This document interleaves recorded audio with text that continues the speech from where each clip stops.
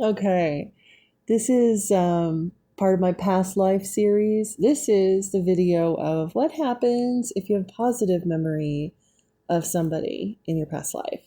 Okay, I've seen this so often. Oh my goodness, especially in the twin flame community and in the rune community too, especially if you've been involved in the Armanen community. They're really big into twin flames and past life. Creating divine partnerships and stuff like that. Um, just because you were married to somebody in a past life does not mean that you will be married to them in this life. And um, I've seen a lot of people ruin marriages, ruin their own lives, ruin other people's lives because they have this vision of the past that they're trying to recreate. The past is done. It is and this is a big part of like you in order to have this gift and have it not hurt you so much, you need to have a level of detachment and self-love and self-care. In anything with psychic abilities, you really need to focus on self-care, and self-love is your primary concern. I know it sounds wild, but because having psychic abilities means that you have a huge you have yin energy. You have a lot of yin energy, which means you can absorb information from around you, from the collective, from different astral planes, from different dimensions and timelines, and you can absorb energies and analyze them. But you need an opposite yang energy. You need a masculine protective force around you. If you don't have that, you are going to get hijacked by your visions and by people's needs around you. You're going to be used. And this is something that happened to me time and time again. And it took me decades to work on this. I understand now, like I have a lot of family members who have been diagnosed schizophrenic, and I have a lot of mental illness in my family, but I also have a lot of giftedness in my family.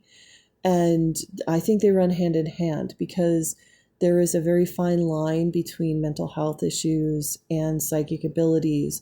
Because if you are taking your psychic abilities and you are not taking care of your body, your heart, and your mind, then you can easily be thrown off track. And I mean, even today, I mean, it is my one practice to take care of myself, and that's why I notice, like, if my body is out of whack or if my mental state is poor, I am like, okay, what is going on? Where am I at?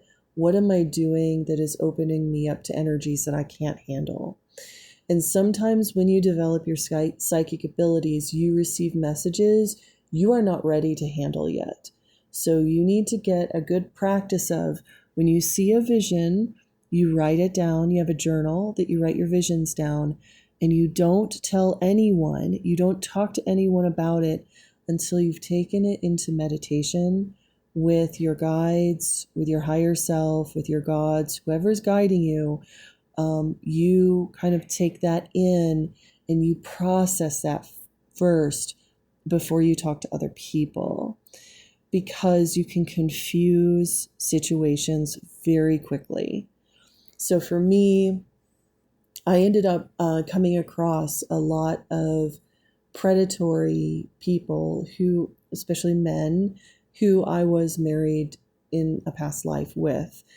And I saw our past life, connection. They did not, because they didn't have psychic abilities. And they took full advantage of my romanticism and my romanticizing and recreating the past. And I was the ultimate target. It I have to own the fact that a lot of people took advantage of me because I let them. And so I just wanted to share to anyone listening that when you have a flush of psychic abilities, the first thing you need to do is go on self-protective measures. Learn how to develop that protective yang energy to protect your mind and your body. People will take advantage of you. If you come to somebody and you look at them with stars in your eyes, like they are the most wonderful person in the world, you will overlook what's happening to them in this lifetime. And you need to be very shrewd as to what partners you do choose, because often, the partners that we have, and I have been married in this lifetime, and it ran its course. We were married for 17 years. And we were married in a past life. And he was one of those people. I met him and I said, "Hey, I remember you from the 1800s in Baton Rouge." And he was an avid atheist, and he thought I was really silly. He just thought I was very artistic and poetic and silly. And then over the years, it just didn't work out because we weren't the same. He wasn't spiritual, and he didn't like my spirituality, and I'm just going to force him to witness my life. Like it didn't work out. But we had unresolved karma in the past. So for my ex-husband, he bought me. I was a prostitute in Louisiana in the early 1800s. And he bought me as a wife. We were living in a farmstead in northern Louisiana outside of Baton Rouge, and we were married. We had kids, and he went off to fight. He went off to fight the Civil War, and I thought that he died.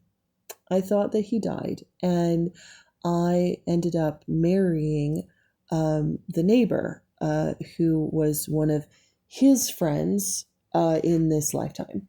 So I married the neighbor while my ex was away at war, and he came back like years later. It took him, I think, like he was injured and kind of forgot himself, but eventually came back and found me married to somebody else. It broke his heart, like it broke him.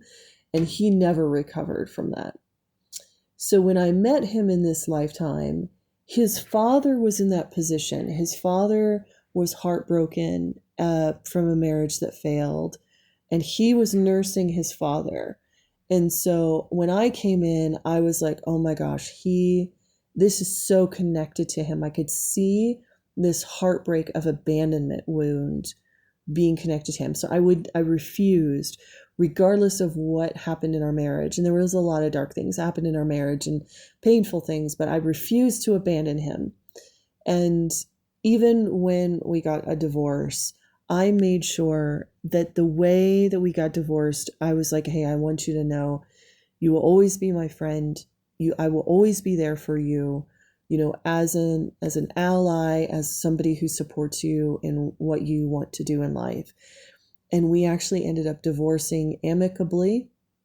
I made a very big poignant point because I didn't want to go into another loop with him. Our relationship was painful already. And so a big part of my meditation and my healing was that I wanted to close out that loop with him of a trauma bond. I found him because a part of my soul felt guilty for, hurting him in the 1800s. And this was a lifetime I could clean that up and heal the connection and heal him and heal me as well, and just let it go. And what had resulted was, when I did that, I had an absolute boon of psychic gifts. It was incredible. The years after my divorce were like one of wildness. And I'll talk about that in a bit, that like a lot of times when you heal these things, you get a lot of gifts from your soul.